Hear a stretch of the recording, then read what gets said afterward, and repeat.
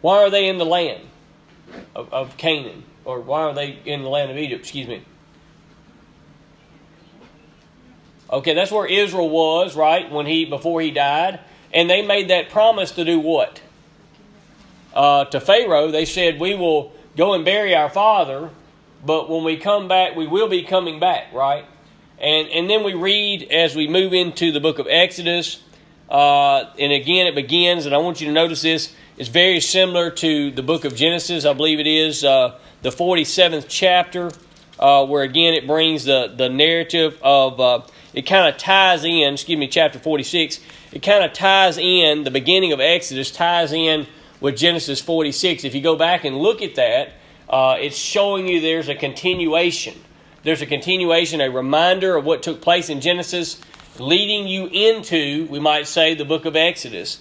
So, notice here, Israel's descendants, verses 1 through 7. We're going to read this real quick. Now these are the names of the children of Israel which came into Egypt. Every man in his household came with Israel or Jacob. Reuben, Simeon, Levi, Judah, Issachar, Zebulun, and Benjamin, Dan, Naphtali, Gad, and Asher, and all the souls that came out of the loins of Jacob were 70 souls, for Joseph was in Egypt already. And notice verse 6. Joseph died, and all his brethren. How old was Joseph when he died? Anyone? 110. 110, Brother Ray, that's correct. And what did he want them to do? Take his bones, don't leave them in Egypt. When you exodus, and that's what the word exodus means, to do what? To depart. Yeah, to leave, depart. So he says when you depart, when God is going to deliver you, even though you're going to be here in a period of time, when God delivers you, he says, you carry my bones with you. Hebrews chapter 11 and verse 22 says it's by faith is a reason Joseph is looked upon as a man that's faith. He said, you take my bones with you when you leave. God is going to deliver you. I think that's the key part about his faith, because he understood when God said it, what? It was going to happen. And so faith comes from hearing the word of God and then following through with his will. Look at verse 6. And Joseph died, all his brethren, all that generation. The children of Israel were fruitful and increased abundantly and multiplied and waxed exceeding mighty, and the land was filled with them. So what does this tell you about God's blessings on the nation of Israel, on the descendants of Jacob? He blessed them. Oh yeah, he blessed them, right? They're multiplying. And then verse 8 is really a key verse here, because it lets us identify why we're transitioning from this point at the end of Genesis chapter 50 into the book of Exodus. Look at verse 8. Now there arose a new king over Egypt, which knew not Joseph. Okay? So they didn't know Joseph, and this is going to lead to what? What is this leading into? Slavery. Yeah, captivity, we might say, bondage. So when you look at this, the children of Israel, the text is moving you from that point and the reason why. All right, Joseph's dead. We're not told how long this is, are we? Are we given a time frame here? No, we're not given a time frame. So no time frame here. But the king that knew not Joseph, look what he says in verse 9. He said unto his people, behold, the people of the children of Israel are more and mightier than we are. So what are they going to do? Anybody? They're going to dominate. Yeah, they're going to take care of the problem before it gets out of hand, right? So they know that these people are, if they ever go to war against them, look what he says in verse 10. Come, let us deal, underline that next word. Shrewdly, wisely, we might even say deceitfully, right? Deceitfully or wisely with them, lest they multiply, and it comes to pass that when there falls out any war, that they join also unto our enemies and fight against us, and so get them out of the land. What did the Pharaoh not want them to do? He didn't want them to leave because he would lose his slave labor.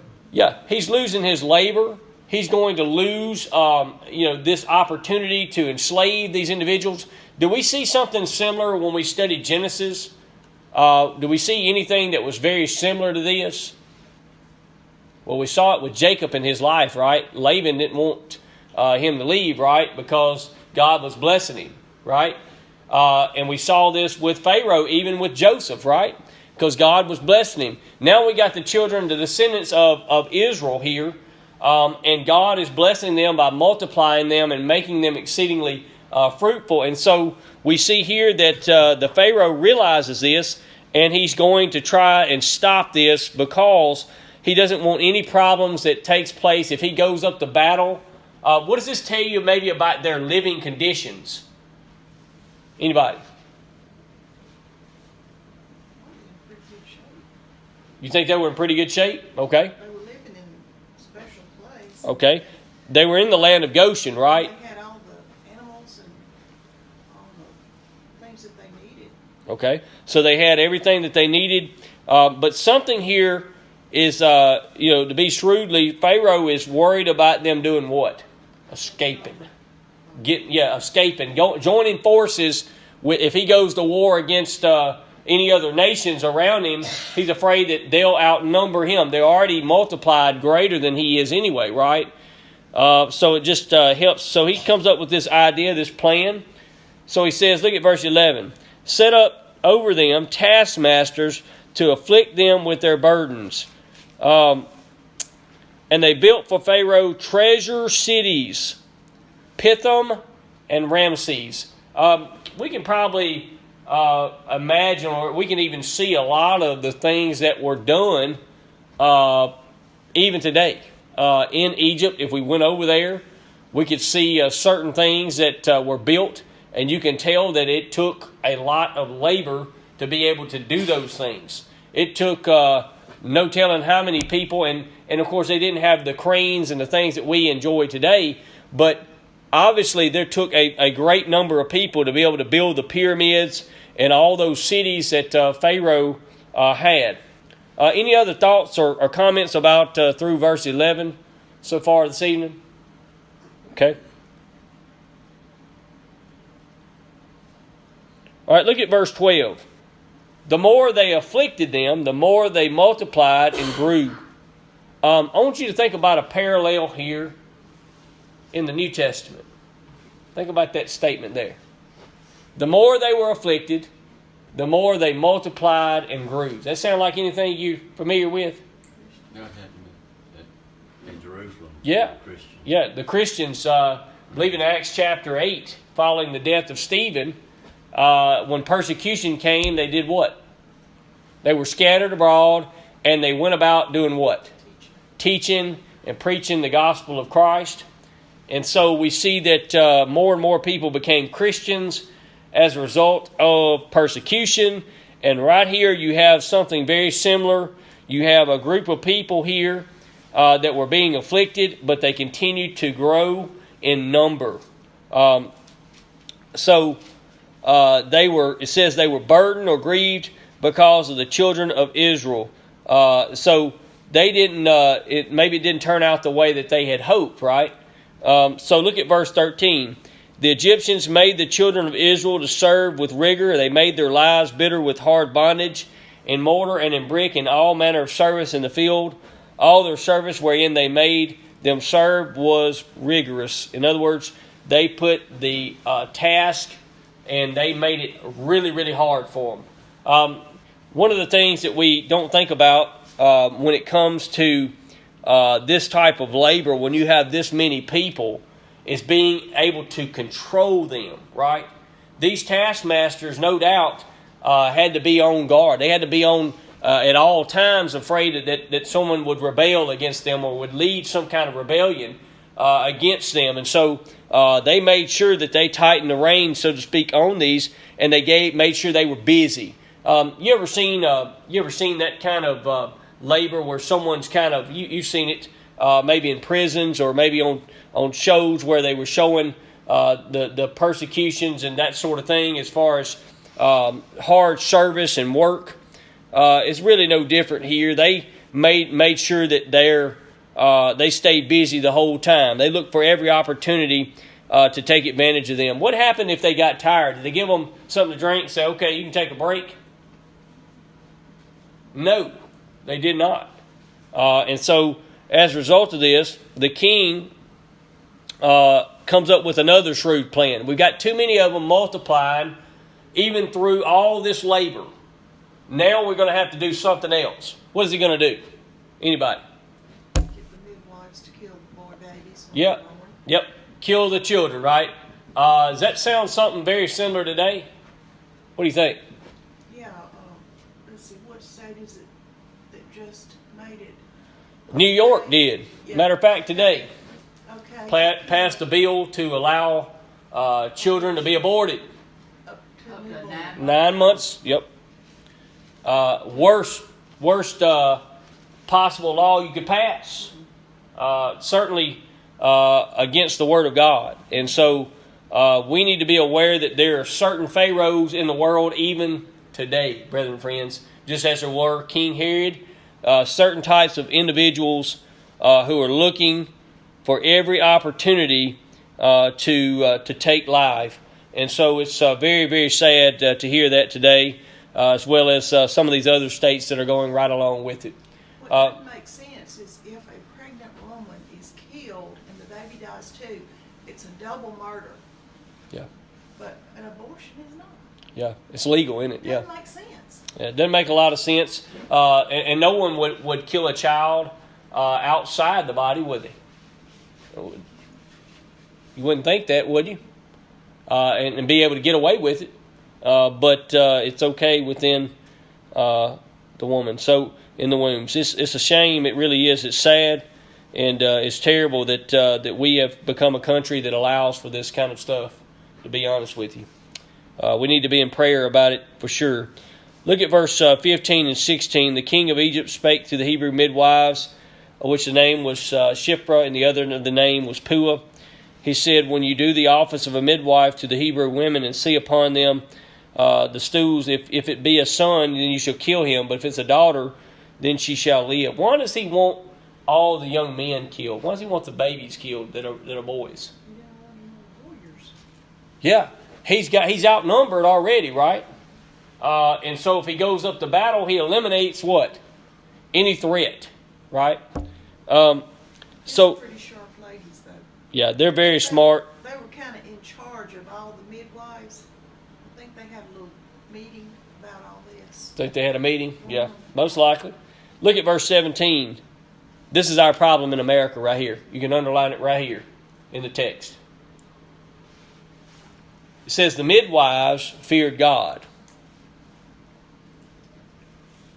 Our problem in America is we have people that fear not God. Don't believe it. Yeah, don't believe in God, don't fear God.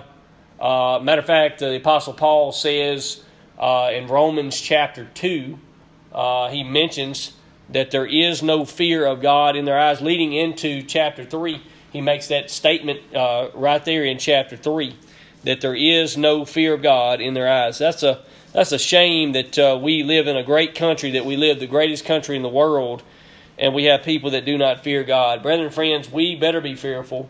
Matter of fact, Moses makes the statement, the writer of this very book. He says when God came down, the illustration is when God came down on Mount Sinai, from Hebrews chapter 12. He says, so fearful was the sight that I said I do both the exceedingly fear and quake. The idea is that God was so fearful, the fact that His very presence on the mountain, the people actually begged Moses to speak to God for them, that they did not want to be in the presence of God. And we, brethren and friends, should be very reverent to God, very fearful of the holy and righteous God. So these midwives feared God and did not as the king of Egypt commanded. All right, let's stop right here just a minute. Any comments, questions, or thoughts about these passages up to this point? Anybody? All right, make one more. I'm sorry, go ahead. I was just going to say those midwives were very brave. Yeah. And they felt God was with them. Okay. For sure.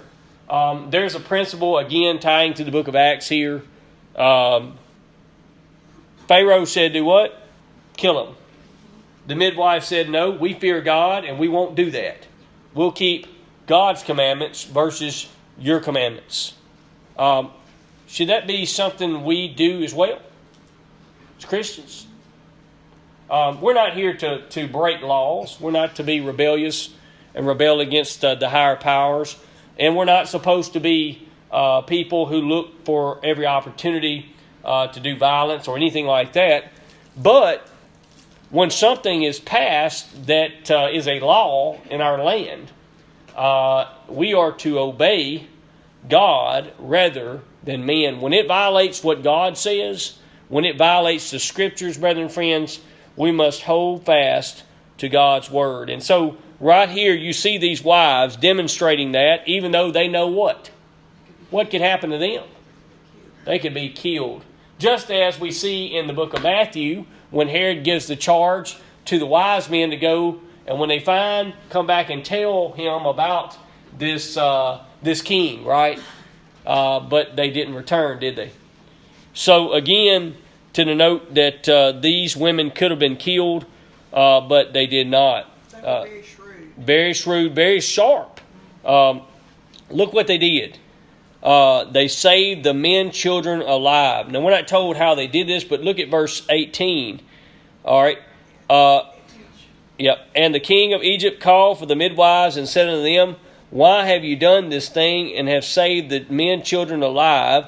And the midwives said unto Pharaoh, because the Hebrew women are not as the Egyptian women, for they are lively and are delivered ere the midwives come in unto them. What did they pull here? Tell them the Egyptian women are weak. They're weak, right? Women are strong. Okay. Have their babies early. Yeah, they had their babies early, huh? Look at verse 20. Therefore God dealt well with the midwives, and the people multiplied and waxed very mighty. It came to pass, because the midwives fear God, that he made them houses. Who is the he here? God. You got it, Brother Orville. That's it. God blessed them, didn't he? For their faithfulness. And God will bless us for our faithfulness too. And that's really the lesson right here in the text, is that that we don't allow anyone to have authority over God. We don't let anyone, we might say, push laws or make rules or regulations in which it would violate the Word of God. And so if it comes down to that, and we hope that it doesn't, we pray that it doesn't take the place. But if it does happen, we know that God, of course, is first in our priorities and our decisions. And following Him may result in us doing what? What might happen when Caesar said in the book of Revelation, when we looked at there, he says, basically, you're going to worship me. Could cost you your life. Could cost you your life. Exactly. And so that's exactly what took place here. It could have cost them their lives, but the midwives were faithful to God. They feared God, and God rewarded them for their faithfulness. Any comments or thoughts about verses 15 through 21? Brother Orville? I'm just thinking in the New Testament, during the early church, when they told the apostles not to preach anymore in the name of Jesus. Right. They went ahead and did it and said, we ought to obey God rather than man. Yeah. And so that really goes hand in hand when they beat Peter and John in Acts chapter 4. And as they beat them and said, you don't go back and speak in this name anymore, they of course did. And when they took beatings, what did they do? Anybody? They rejoiced. They rejoiced. How would you like to be beat? I'm not talking about beatings that you got when you were a kid, Brother Ray. We're talking about beatings, right? We're talking about lashes, where the skin would come off your back, and then to turn around and go right back to the temple and preach again the truth. I tell you, we don't know exactly what it means sometimes about persecution, but the first century Christians knew and they understood, and the midwives right here, they understood during this time what it meant to to go against the orders of Pharaoh. And so to do so meant their life. All right, any other comments before we begin verse 22, moving into the second chapter? Okay, so verse 22 says, "And Pharaoh charged all his people, saying, Every son that is born you shall cast into the river, and every daughter you shall save alive." Now what did he do? So he's done three things. What are the three things he's done? What do you want to do first? So he thought he could get rid of the number, the population, by doing what? Working them to death. Okay? The second thing he tried to do was what? Execute the babies. And then the third thing he says, you know what? You find them, you just toss them in the river. You get rid of them. So he didn't allow what? He didn't allow them to live. He's wanting to get rid of them. He's wanting to eliminate. And so we see something very similar in the New Testament with Herod. As we mentioned earlier, very similar in how he goes about trying to wipe out all of the male children, hoping to eliminate the Messiah, right? But God delivered him into Egypt until the time when Herod was no longer living. All right, look at chapter 2 and verse 1. "There went a man of the house of Levi, and took to wife a daughter of Levi. And the woman conceived and bore a son, and when she saw him that he was a good child, she hid him 3 months." Who are we moving into now? What is the text doing?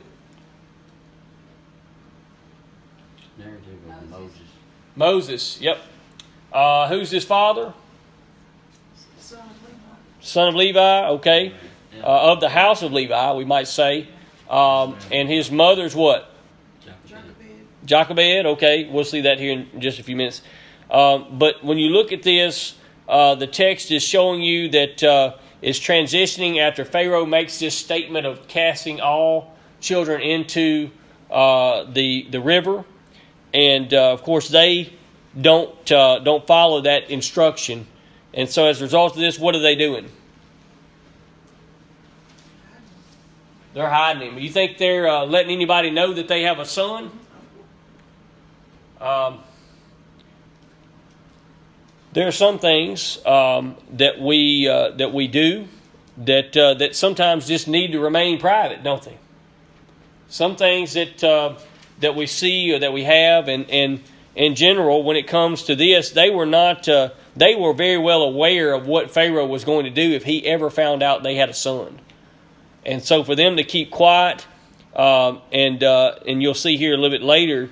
As Moses, his sister, and his brother will also become a big part of the book of Exodus.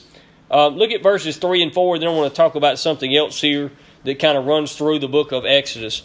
Look at verse 3. "When she could no longer hide him, she took for him an ark of bulrushes and daubed it with slime and with pitch and put the child therein, and she laid it in the flags by the river's brink. And his sister stood afar off to witness what should be done to him." What does she know now? What's happening here in the text? She knows that Just sort of making sure he's well cared for. Okay, well cared for. You think there's pressure? You think it's going to... I mean, she's hid him out for a long time, right? But she's got to do something, because eventually what's going to happen? He's not going to live, is he? Someone's going to find out about it. And so what she does is she makes a plan. And she takes him and she puts him in this ark, so to speak. I think that's an interesting term there. A chest, we might say a chest. That's what we looked at when we looked in Genesis, a chest. The ark of bulrushes, pitched it with slime. That sounds like something similar to the ark, doesn't it? Pitch it within and without, right?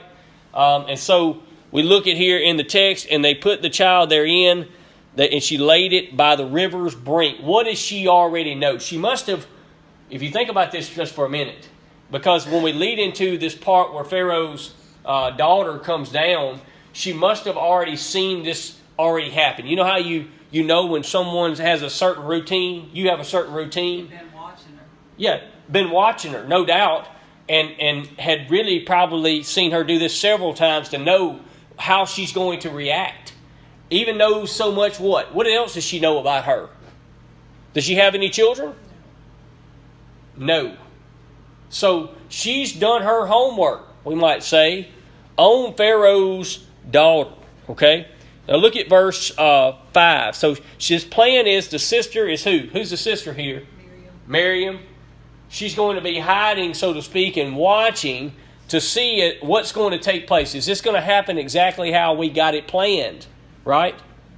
So the daughter of Pharaoh came down to wash herself at the river. Her maidens walked along by the riverside, and when she saw the ark among the flags, she sent her maid to fetch it. When she opened it, she saw the child, and behold, the baby was crying, and she had compassion on him and said, "This is one of the Hebrew children." Then said his sister to Pharaoh's daughter, "Shall I go and call to thee a nurse of the Hebrew women, that she may nurse the child for thee?" And Pharaoh's daughter said to her, "Go." And the maid went and called the child's mother. What do we see taking place here? Who comes up just out of the clear blue sky? The daughter, the sister. Sister? And she says what? Do you need someone to nurse him? So she does this for two reasons. She already knows what she's going to do, doesn't she? Give him back to his mother. So Pharaoh's daughter says, "Take this child away, nurse it for me, and I will give you what? Payment." How would you like that? That's pretty crafty right there. You find someone, you come up with a plan. The plan works just like you had maybe prayed about. I think that's not stated here, but it could have been a very big possibility. And so when you look at this, she draws Moses up out of the water and names him Moses as a result of that. And then Miriam comes to Pharaoh's daughter, says, "I've got someone that can nurse the child for you." She says, "Take him away and I'll pay you to have the child nursed." All right, look at the next part here in verse 10. "The child grew and she brought him unto Pharaoh's daughter, and he became her son. She called his name Moses again because she drew him out of the water. And it came to pass in those days when Moses was grown that he went out unto his brethren and looked on their burdens, and he spied an Egyptian smiting in Hebrew one of his brethren." What is the text doesn't give you? Does it give you a timeline here about his childhood? Okay, but it just says it came to pass, right, that when he grew up. Now he's seeing what? His family being hurt. Yeah, he's getting a real picture, you might say, of what the Egyptians are doing to the Hebrews, right? All right, what else?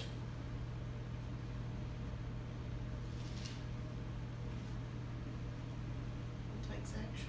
Yeah, he takes action. He sees what's taking place with his brethren. He sees how they're working, how Pharaoh's putting these burdens on them. He sees it with his own eyes, and he sees this Egyptian doing what to this Hebrew? Beating him. And it's interesting when you look at this because, he's beating this Hebrew, and notice the text says one of his brethren. What does this mean about, what does he know? He knows who he is. Yeah. His mother taught him. His mother taught him. He understands where he stands, right? Even though he's in Pharaoh's household, he understands who he is. And so we see that even though all these things are going on and he could have very easily turned his back on his own people, he doesn't do that. And so he's going to be put between, we might say, a rock and a hard place because he sees this man beating his own people. And in verse 12 it says he looked this way and that way. What does that tell you? He was looking to see if anybody was watching him. Yeah, he was looking to see if anybody was seeing what was going on besides him. Why was he doing that? He hit him in the sand, killed him and hit Killed him and put him in the sand. He'd had enough, hadn't he? And see, we're not even told how bad this beating really was. He could have been beating this guy. He could have been an older man, middle-aged man. We don't know, do we? But whatever the case was, he sees this and he immediately kills the Egyptian. Now, someone would stop right there and say, well, Moses has killed a man, right? And he did something that he shouldn't have done. Now, again, that is true. He killed him. But when you look right here in the text, you'll see that Moses could see that the Egyptians were basically beating this man severely. Now, that doesn't give him any difference in killing the man. I'm not saying it justifies him killing him, but I do think it's interesting that he takes action on behalf of the individual who is being beaten. Is this something similar in the New Testament that we see? The parallels here are just very interesting. When we think about someone, we think about Jesus as Judas came to betray him, right? We see that not only his betrayal of Jesus, he brings this great army, right, to take Jesus by force. Who draws the sword? Anybody? Peter does, right? And he goes to cut off the ear of Malchus, right? And Jesus tells him, put away the sword, right? All that use the sword will perish with the sword. And so we see here, here is Moses now. Here's Moses in the midst of this great beating that's taking place, and he acts on his what? What's the act on? Was he mad, you reckon? That they were beating someone of his own, of his own nation, of his own people? Certainly he was, no doubt about it. He was probably very upset. And so he acts and he kills the Egyptian. And then he hides him. I think that's interesting. Hides him in the sand. And he's looked around to make sure no one saw him. Look at verse 13.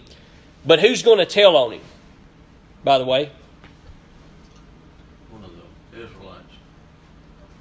You think the guy that was actually saved went back and told somebody? You ever thought about it like that? You ever think about the guy that was being beaten, going back and telling someone else, hey, this guy, you won't believe it.